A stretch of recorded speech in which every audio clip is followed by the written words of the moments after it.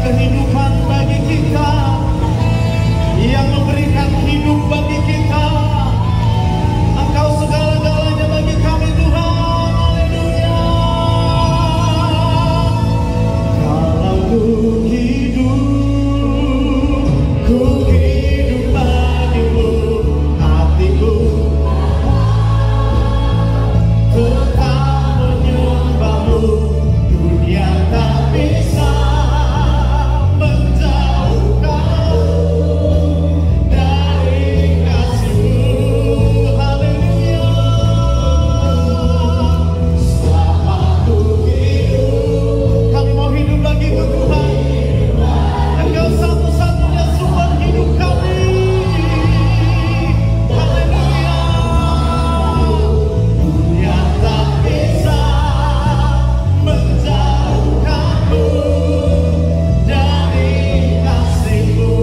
Dunia tak bisa, dunia tak bisa menjauhkanmu. Dunia tak bisa, dunia tak bisa menjauhkanmu dari kasih-Mu.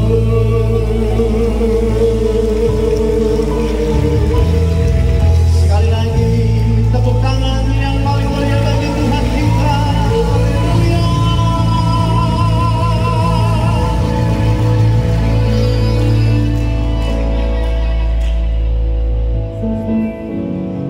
Apa yang ada di dunia ini Tuhan,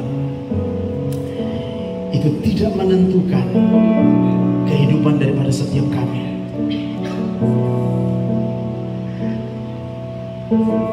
Apa yang kami alami hari-hari ini Tuhan, itu tidak menentukan keputusan Tuhan untuk masih berikan hidup buat kami. Dunia boleh menjatuhkan kami, dunia boleh berbuat semua yang jahat bagi kami, tapi kami percaya Engkau Allah, sumber kehidupan kami. Dan selamanya kami akan bersyukur dan bersyukur. Terima kasih Tuhan. Keadaan di sekeliling kami boleh mengecewakan bagi kami, menyakiti perasaan kami, tapi Engkau satu-satunya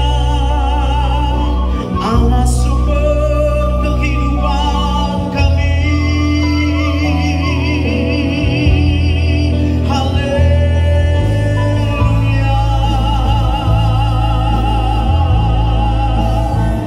Tidak ada yang kami butuhkan selain daripada Engkau Tuhan. Engkau satu-satunya sumber kehidupan kami, pemilik daripada hidup kami Tuhan. Haleluya.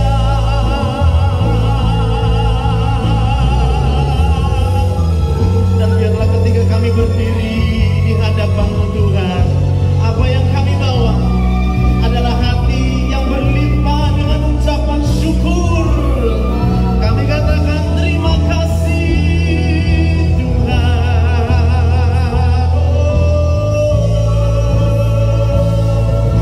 Haleluya.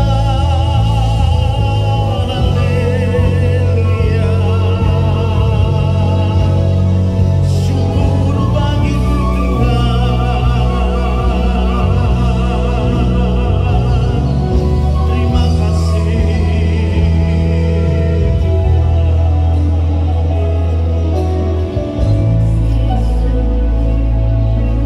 Saat ini kami mohon ampun kepada-Mu Tuhan.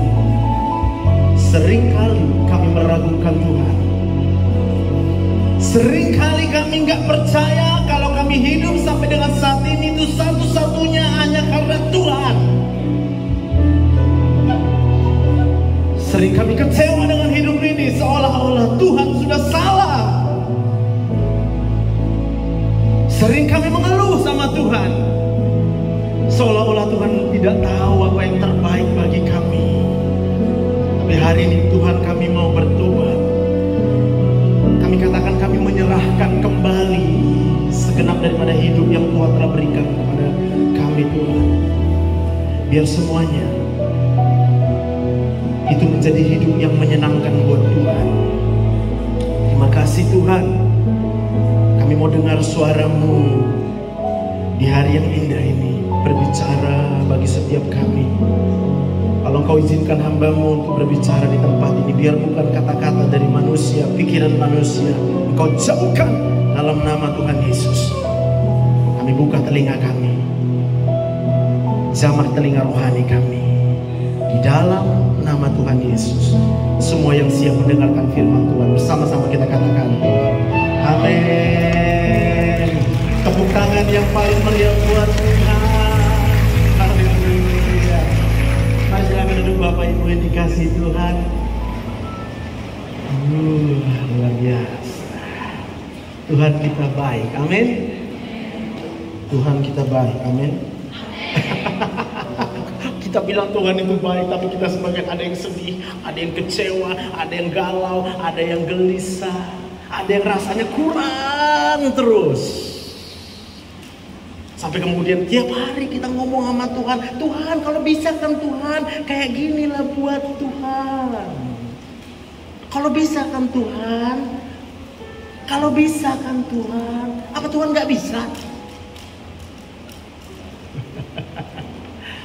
Bilang kiri kanannya, kalau kamu masih hidup hari ini itu semua karena Tuhan. Dunia bisa buat apa sama kita? Keputusannya tetap di tangan Tuhan. Coba bayangkan, kita hidup ada yang udah 15 tahun, 20 tahun, 30 tahun, 40 tahun, sampai sekarang kita masih hidup.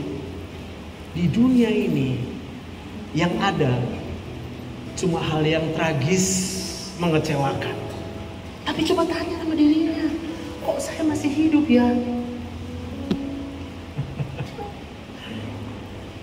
Tapi dasar kita juga ya, karena kemudian hidupnya tidak seperti yang kita harapkan, kita memilih untuk kecewa, kita memilih untuk bersedih setiap hari.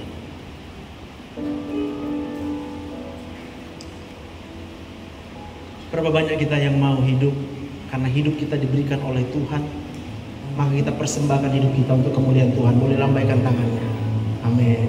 Tepuk tangan buat Tuhan. Haleluya. Nama saya Dr. Joseph Sibarani. Saya dokter spesialis penyakit dalam. Saya melayani di Medan. Dan puji Tuhan hari ini diberikan kesempatan, bukan kesempatan, diberikan tugas PR ini. Sama kayak kita hari ini. Kalau kita masih hidup, artinya Tuhan masih kasih PR buat kita. Ada yang belum selesai yang harus kita kerjakan. Katakan amin. Kalau kita masih anak-anak, PR-nya adalah jadi anak yang baik, menghormati orang tua. Kalau kita masih lajang terus belum punya jodoh, PR-nya adalah kamu harus hidup menghormati orang tua. Nanti kalau udah punya pasangan, istri jadi punya PR. PR-nya apa? Tunduk sama suami. Suami-suami PR-nya apa? Mengasihi istri. Yang belum punya anak jangan sedih, itu artinya belum dapat PR jadi orang tua. Ya kan? Ini kita apa? Mikirnya, aduh kapan aku dikasih Tuhan anugerah kerinduan hati ini. Baru tahu aku ada orang rindu hatinya mengerjakan tugas. Yang ku tahu kita dari SD malas ya mengerjakan PR. Sampai marah guru kita, kenapa gak kau kerjakan PR-mu? Yang paham dengan maksud saya katakan amin. Seringkali kita pikirkan apa yang ada di dunia ini yang belum kita miliki itu sebagai hak kita, berkat buat kita, kewajiban Tuhan untuk memberikannya kepada kita. Sehingga kalau kita belum menerima itu, kita hidup dalam kekecewaan. Kita bahkan pertanyakan Tuhan, di mana ya kau Tuhan? Kok sampai sekarang belum kau jawab doaku? Tiap hari minta. Seakan-akan Tuhan gak dengar apa yang kita minta. Bagaimana kita harus minta? Kita harus minta. Salah Tuhan kali itu. Dia gak mau dengar apa yang kita minta. Tapi Tuhan yang kita tahu, Kalau dia dengar doa kita, dia tahu jawaban yang terbaik bagi kita. Berikan tepuk tangan buat Tuhan. Haleluya. Saya tampilkan slide saya. Ini bicara tentang peperangan rohani. Peperangan rohani. Dan kata kuncinya adalah kalau kita mau menang, kita harus mengalahkan tipu muslihat daripada iblis. Next slide. Lanjut slide nih Bang. Oke, kenakanlah seluruh perlengkapan senjata Allah supaya kamu dapat bertahan melawan tipu muslihat iblis. Karena perjuangan kita bukanlah melawan darah dan daging, tetapi melawan pemerintah-pemerintah, melawan penguasa-penguasa, melawan penghulu-penghulu dunia yang gelap ini, melawan roh-roh jahat di udara. Lawan kita adalah bukan darah dan daging. Mengerti, katakan amin. Lawan kita yang gak kelihatan. Coba lihat kiri kanannya. Kelihatan gak dia? Bilang sama dia, kamu bukan lawan saya. Tapi jangan cuma di sini aja. Nanti pulang dari sini, lihat orang mau nerkam. Lihat orang buat jahat, langsung mau balas. Di gereja bisa bilang, kamu bukan lawan saya. Lihat suami menjengkelkan, apa kamu? Lihat istri agak cerewet dikit, apa. Cerewet kali kau. Lihat anak-anak agak melawan dikit sama orang tua, memang kau yang anak durhaka kau ya. Entahlah, banyak kali lawan kita kan. Padahal Alkitab katakan, lawanmu bukan darah dan daging. Bapak Ibu dikasih Tuhan, ini momen-momen dimana ini sedang perang terjadi. Ada perang Ukraina, ada perang Hamas Israel. Saya mau bilang, saya mau kita pulang dari sini. Saya bukan mau menanamkan satu doktrin atau dogmatik buat kita. Saya cuma mau ingatkan apa kata firman. Firman Tuhan gak pernah ajarkan kita kalau ada orang sedang disakiti, kamu berdiri membela dia. Gak pernah. Dia cuma bilang, kalau itu darah dan daging, berarti bukan dia lawanmu. Kalau bukan dia lawanmu, gak usah meminyak-minyak kemana, minyak sini, minyak sana.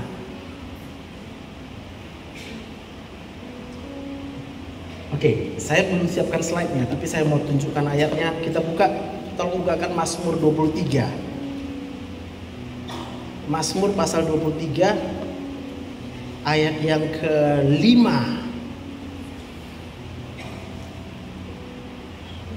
Oke, baca sama-sama dengan saya 2-3 ayat. Engkau menyediakan hidangan bagiku di hadapan lawanku. Engkau mengurapi kepalaku dengan minyak, biar aku penuh melimpah. Ini peperangan rohani. Apa yang Tuhan kerjakan buat kita? Yang dia sediakan hidangan. Mungkin hari ini kita berpikir, iya ada memang orang yang gak suka sama aku. Bilang sama Tuhan, Tuhan mana hidangannya, bilang. Pasti Tuhan jawab doamu. Tapi kalau doa kita, Tuhan sampai kapan? Gak tahan lagi aku. Kapan dia bertobat? Dia yang kita doakan bertobat. Sementara gak ada ayat di Alkitab. Kalau ada orang jahat sama kamu, doakan supaya dia bertobat. Doakan, gak ada. Tujuannya adalah memang supaya dia bertobat. Tapi saya mau bilang, Tuhan bukan secara ajaib terus diubahkan orang yang jatuh. Terbaik. Kagak bisa. Katakan amin. Tuhan bilang apa sama orang yang jahat? Kasihilah musuhmu. Ada yang punya musuh di sini, angkat tangan. Puji Tuhan, karena semua menyimpan di dalam hati.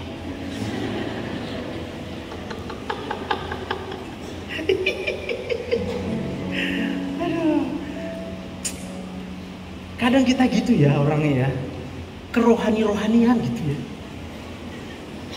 Lalu kemudian yang hidup nyata, seakan-akan semua baik-baik saja. Apa kabar? Luar biasa. Apa kabar? luar biasa. Tapi pulang dari sini, mulai ada yang nangis, ada yang marah, ada yang kecewa. Pokoknya nggak bisa bahagia lah. Ada yang bahagia hidupnya? Angkat tangan. Nah tuh, masa tuh. Nanti kalau nggak angkat tangan salah juga. Apa yang mau saya sampaikan di sini hari ini adalah semua yang kita alami dalam hidup ini itu adalah peperangan rohani.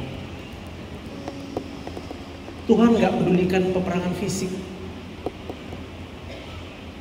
Jadi yang pertama, kalau orang di luar sana terjadi peperangan fisik, ya biarkanlah dia. Apa mau kita pergi ke sana ikut perang? Terus kita kumpulin duit, sumbang ke sana. Emang tahu kita untuk apa itu dipakai? Jangan-jangan untuk beli senjata. Padahal Tuhan mau apa? Sediakan hidangan. Ngapain hidangan? Makan bareng. Jadi yang pertama, kalau kita mau memenangkan peperangan rohani ini, siapkan hatimu. Supaya apa? Supaya bisa makan bareng dengan orang yang jahat. Kalau nengok dia, langsung mikir, kamu bukan lawan saya. Sebab kamu masih punya darah dan daging. Katakan amin. Nah, sedikit yang setuju kan? Jadi kalau kita jumpa orang jahat, disenyumin. Tuhan berkati kau ya.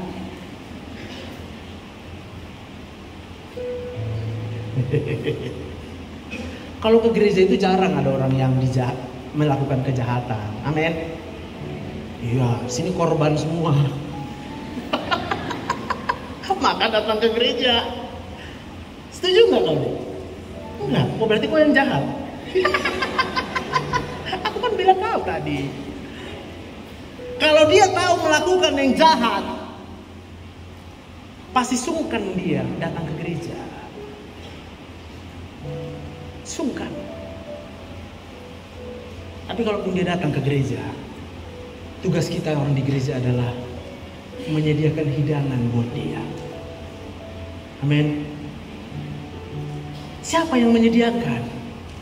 Itu Tuhan. Maka kau akan diberkati Tuhan berlimpah-limpah dalam hidupmu. Supaya apa? Supaya ada hidangan nanti yang bisa kau nikmati dengan lawanmu.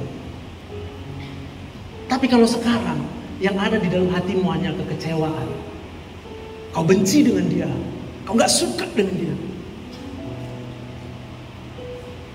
kapan mau Tuhan kasih hidangannya? Jangan-jangan Tuhan mikir, nanti aku kasih hidangan, kau makan sendiri.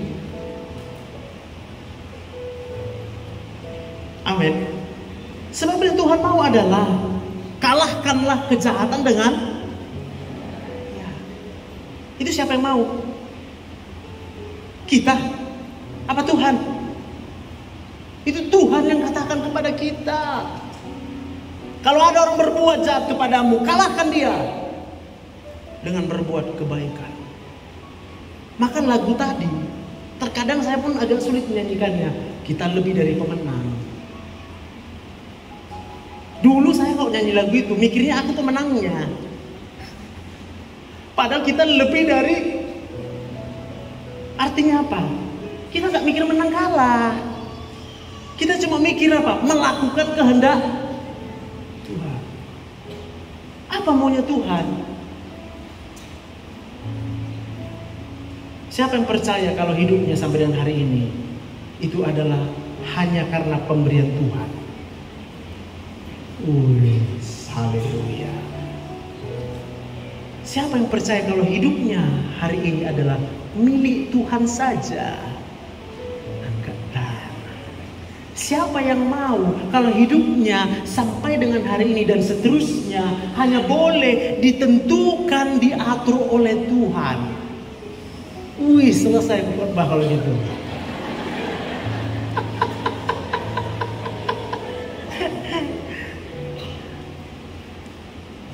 Iya kan? Yakin gak? Ya yakin sih. Tapi gimana lagi? Nanti nggak angkat tangan, orang lihat aku aneh.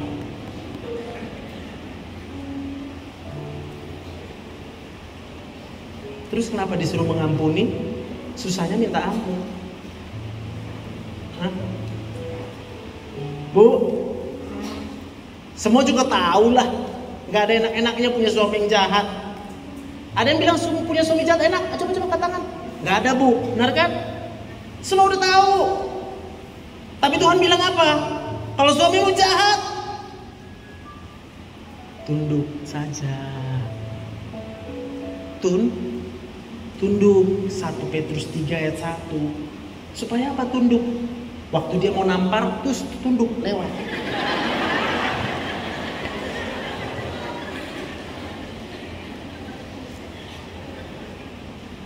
Mana tahu di rumah ada banyak piring-piring, diterbangin piring, tunduk.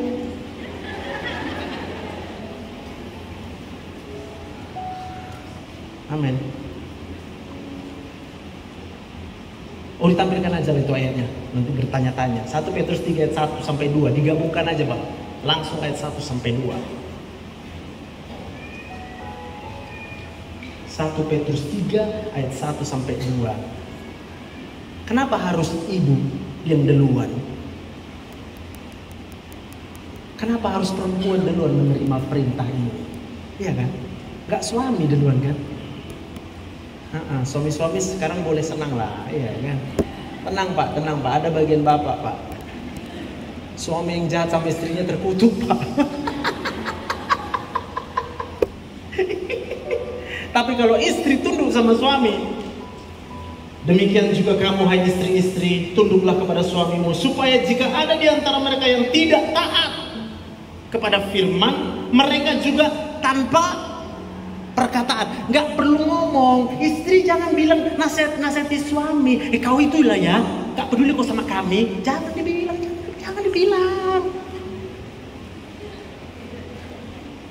Belum lagi nanti bilangnya pakai nada yang oktav keberapa gitu ya. Kalian. Dia ketemu di luar sana. Ada teman SMP, teman SMA, bang. Lain nada ini kata suaminya. Kayak lain nada ini agak jarang aku dengar di rumahku. Biasa nada tinggi. Ini kok agak lain nadanya, kayak coba bilang lagi deh. Bang, udah makan kau bang? Udah makan? Dia ada di rumah. Awak nanya aja minta makan, dibilang istrinya, ambil sana, gak punya tangan kok, cek lagi kak. Ya memang sih ada juga alasan istrinya kak. Gak tahu aku udah capek ya. Dari pagi sampai sore sampai malam terus aku kerja. Gak ada siap-siapnya kerja aku katanya. Baru ku sapu tuh dari pijak sama anakmu. Ku sapu lagi. Lalu kadang lupa. Aduh, tak pernah. Tapi kalau aku udah bertobat, kalau telinga aku udah tebal, saking tebalnya, gak bisa lagi kurasakan orang cerewet gak cerewet. Ya udah puji Tuhan. Itu istriku. Yang kuingat cuma satu Pak, kalau laki-laki suami mengasihi istrinya sebagai kaum yang lebih lemah, tidak ada doanya yang tidak dijawab Tuhan. Hidupnya diberkati Tuhan. Tepuk tangan buat Tuhan. Tuhan juga nggak salah. Tuhan jadikan istri itu menjadi penolong buat suami. Penolong. Buat apa? Buat dia bertobat. Lalu kalau dia sekarang belum bertobat, Bu, tugasmu. Saya mau bilang kalau mungkin kita ada di ambang perceraian sampai dengan saat ini, atau keluarga kita ada yang hampir bercerai hari-hari ini, ingatkan dia. Tugas istri adalah tunduk kepada suami, jangan cerewet. Ayat yang kedua.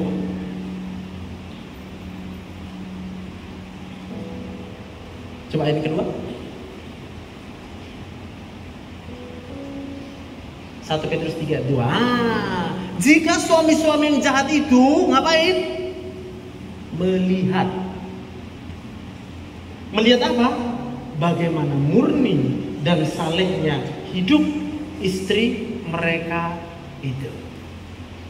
Paham? Manusia nggak bisa berubah. kalau cuma dibilangin. Makanya selalu orang bilang apa? Kau itu yang memang gak bisa dibilangin. Ini memang gitu. Kok repot? Manusia itu bisa berubah kalau dia lihat mana yang baik. Katakan amin. Bu, kalau pengen suaminya jadi baik, ibu harus dilihat sebagai orang yang baik. Jangan dinasehati. Perang dunia. Ini tadi kita bicara tentang tipu muslihat iblis. Hari-hari ini banyak orang yang berpikir wajarlah ada sedikit pertengkaran di rumah tangga. Bu, Pak, bertobat. Gak pernah diajarkan di Alkitab kayak gitu.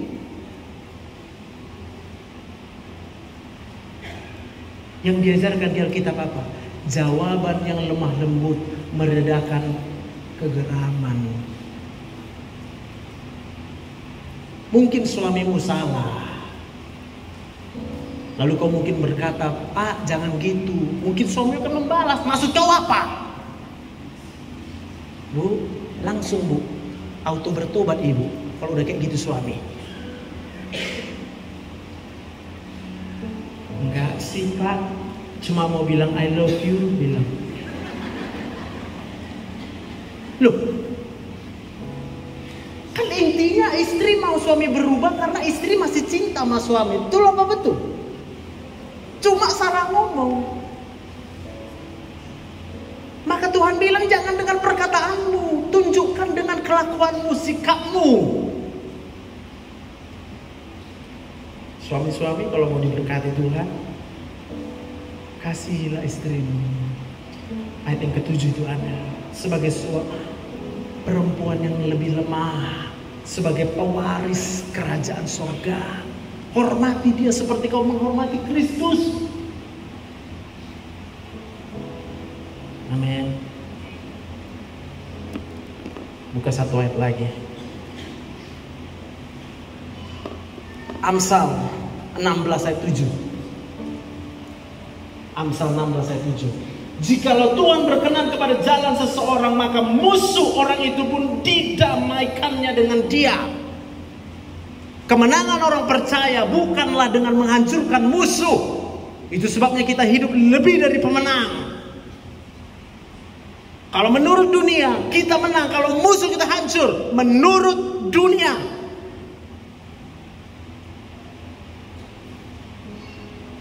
Udah bisa mikir? Saya hanya mau memasukkan ini. Hati-hati dengan kita kemudian mempunyai pandangan terhadap perang yang sedang terjadi saat ini. Gak persoalan mau siapa yang jahat, siapa yang benar, siapa yang salah. Cuma satu kebenaran. Kalau hidup kita berkenan di hadapan Tuhan, bukan di hadapan manusia, musuh kita itu kemudian akan didamaikannya dengan kita. Yang mengerti katakan yes. Gak apa-apa lah orang ambil uang kita. Gak apa-apa kan Kak? Gak dibalikkan uangmu kan? Gak apa-apa lah, bukan gara-gara itu kita hidup. Gak apa-apa lah dipukul sikit kita, kan gak mati. Jadi terus kalau dibunuh kita, ya tengok aja. Kalau memang Tuhan izinkan kau dibunuh, berarti udah habis waktumu. Loh, emang hidup punya siapa? Amin. Hidup kan punya Tuhan. Kalau Tuhan tidak berkenan aku sampai ke sini, dari Medan tadi pun udah gak nyampe aku di sini. Terus apa aku pikir tiap di jalan, jangan-jangan nanti ada orang mau nabrak aku ya. Hati-hati. Stres lah sampai sini. Kalau stres sampai sini jadi apa kita? Aku sedih, tambah sedih. Sedihlah berkumpul di ruangan ini. Tapi kita percaya hidup kita itu hanya karena perkenanan Tuhan. Yang percaya tepuk tangan buat Tuhan. Kita nyanyi satu lagu. Tuhan Engkau mendengar seruan hatiku.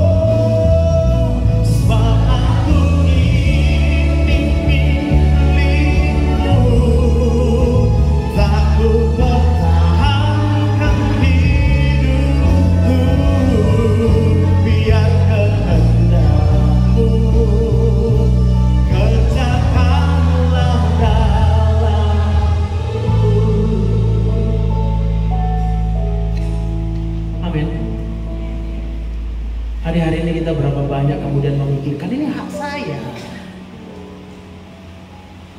Saya sakit hati. Saya kecewa. Saya marah. Saya mau bilang kalau itu yang ada di dalam pikiran kita, berarti kita adalah orang yang tidak mau mengakui bahwa hidup kita ini adalah milik Tuhan. Kalau kita tidak mengakui hidup kita milik Tuhan, percuma kita berdoa.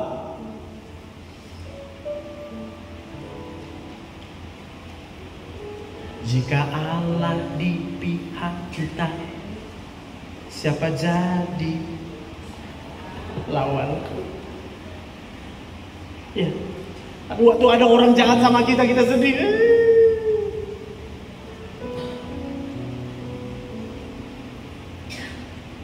Kalau uangmu diambil orang, bersukacitalah.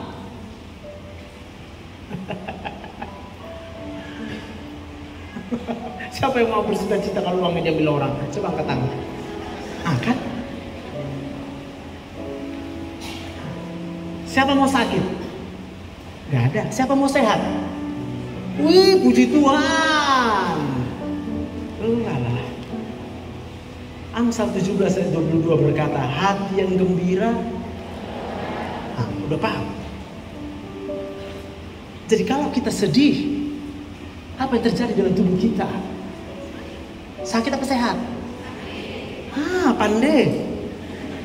Jadi kalau diambil orang uang kita, siapa yang mau bersukacita? Angkat tangan.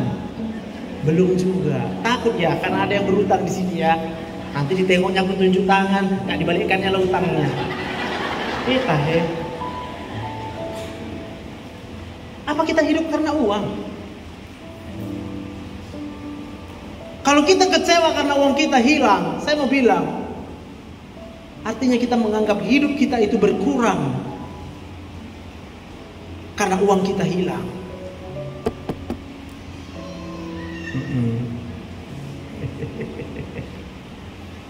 Berarti kita bohong sama Tuhan.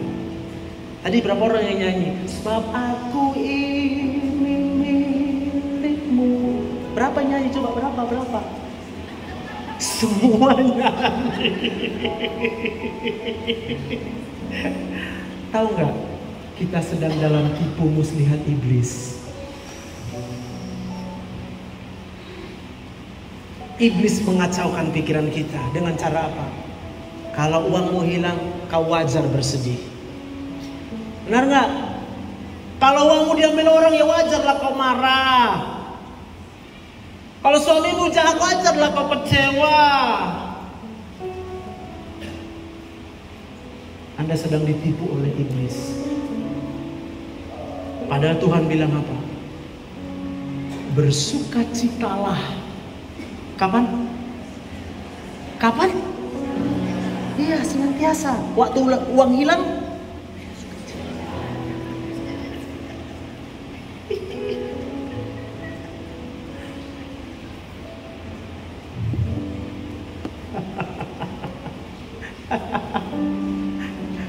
bisa nggak tertawa sekarang?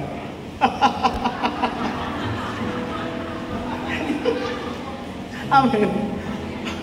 Bu, apa kita pikir kurang hebat apa tuh Tuhan bisa kasih kita hidup sampai dengan hari ini? Lalu kita nggak bisa gembira.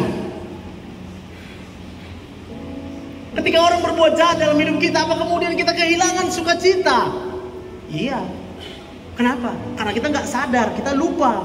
Kenapa kita masih hidup sampai dengan hari ini? Sekarang kalau ada orang jahat berkeliaran di sekitar kita, mati dan nanti kita dimati dan nanti kita. Kalau Tuhan mau kita mati, nggak boleh. Boleh. Kan? Takut mati. Ada takut mati? Ada dalam hati bilang. Berapa menit lagi waktu Bu? Udah mau habis.